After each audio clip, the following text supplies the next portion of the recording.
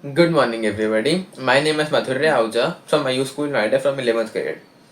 A dictionary would define an angel as a celestial, heavenly, spiritual being of a level above humanity. I would define an angel as a mother because mothers are not only mothers, mothers are your well wishers, mothers are your friends, mothers are benevolent human beings, and sometimes you may not like them because they don't let you do things that you want to do. But even that comes with a hidden altruism because if you don't let somebody do what they want to do immediately, they can do multiple things later in life which are good for them.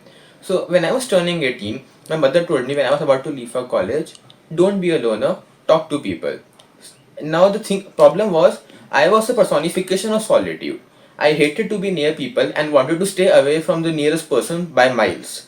So I did not want to talk to people, but because my mother asked me, because of my love for her and my obligation to her, I decided, alright, I'll give it a try.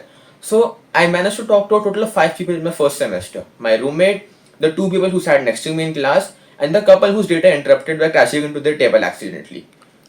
When I talked to these 5 people, I came back home for my semester break a little bit happier. But I just chalked that up to me being home happy because I came back home. I did not realize it was because of my friends. So I came back home. I asked my mother, "Mom, why did you make me do all this? Why did you make me talk to my friends?" She replied, "Wait for a little bit, son. You'll realize soon enough." So I was confused, but I went back to college anyways. In my second semester, the 5 people I had made basically friends with made me talk to more people, their friends and their friends' friends. So because of my friendship with them, I had to talk to those people. So slowly my friendship with the campus increased. I got my friend group from 0 to 5 to 20 people, and then I started talking to half the campus because of the advice that my mother gave me to not be a loner. So by the end of my second year, my friendship with the whole campus was so good that I was one of the contenders for student union. When I came back home after my second year, I asked my mother once again, "Why did you make me do this, mom?" But she didn't have to reply because I already realized. I remembered an incident in the first year, with the end of the first year. My project had failed, and I realized that I was at an all-time low.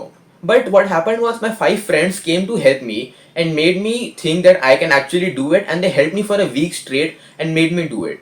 Usually the thing is my mother helps me in these things. She helps me get back up, she helps me with my things. But in college she could not be there for me because I was an adult. But what she did was made me have friends that had to, help me because my friends, that's what friends do. Friends help you. And she made sure that I had those friends who would help me. And I had come to realize that these friendships was something that I valued more than my possessions, my material possessions.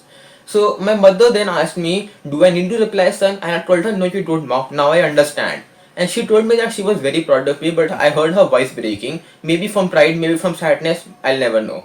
After that, I reflected on all the things she made me as a child that I did not like. She made me do chores like the laundry, cleaning the dishes, cooking of my own food, which I hated at that time because I had to work. But now I realize that if I didn't learn those things, I could not have survived college.